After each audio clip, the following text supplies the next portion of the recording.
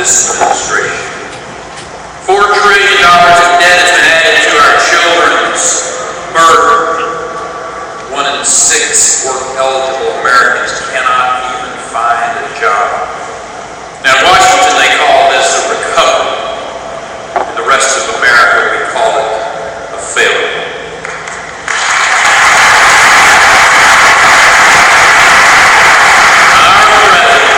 The great promiser of hope and change, he has delivered neither.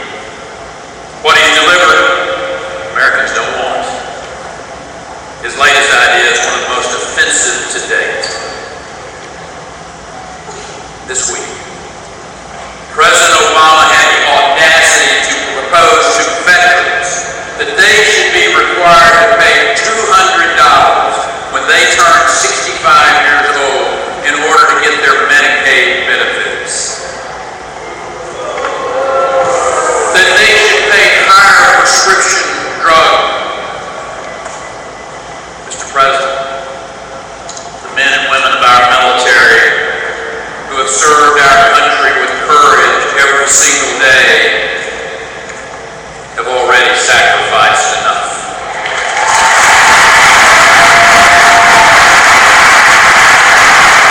The least you can do, Mr. President, is to have the courage to cut a government bureaucracy instead of cutting their benefits. This president says it takes shared sacrifice to get our economy moving, but I want to say it again, Mr. President. Our veterans have already sacrificed enough for this country. Leave them alone.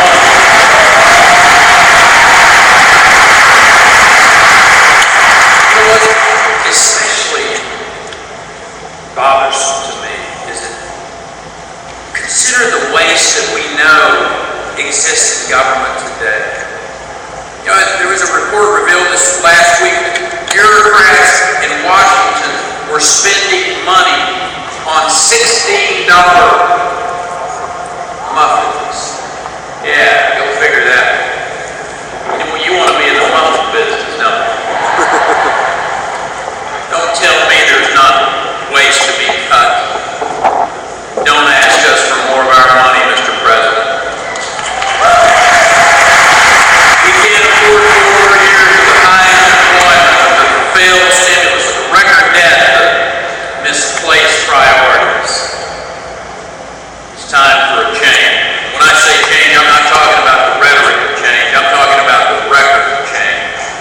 As conservatives, we know that values and visions matter. It's not who is the slickest candidate or the smoothest debater that we need to elect. We need to elect the candidate with the best record, the best vision for this country. The current occupant of the White House can sure talk a good game, but he doesn't deliver. Matter of fact, remember President Clinton? Man, he could sell ice cubes to Eskimos. And the next day, he did against ice cubes. The alternative is candidates who stick to principle, stand their ground because they believe in something. Our shared conservative values are worth fighting for. We don't need to back down. We need to push through to that shining city on a hill. As President Reagan said, we need bold colors, not pale pastels.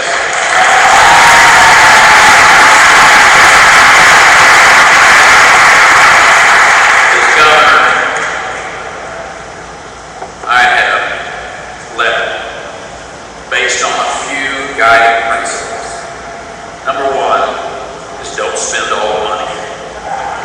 Have some fiscal restraint. Keep your taxes low. A regulatory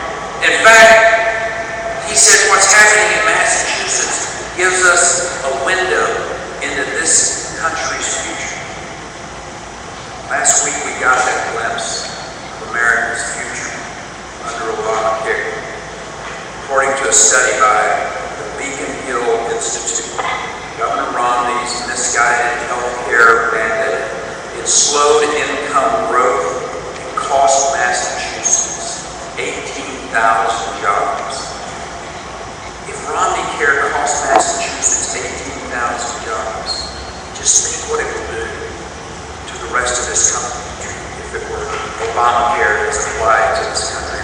Obamacare drove up private insurance costs by $4.3 billion in Massachusetts. It cost taxpayers in Florida and across this nation another $4 billion in Medicaid and Medicare costs. Obamacare is expected to cost $27 billion more in my state over the next decade. Government-mandated, government-run health care costs too much. It kills too many jobs. It gets in between you and your doctor, whether it's passed in Massachusetts or Washington, D.C. And as president, I will oppose any big government health care plan that costs jobs and raises the tab on taxpayers. As your president, I want to make Washington, D.C. as inconsequential in your life as I can make it.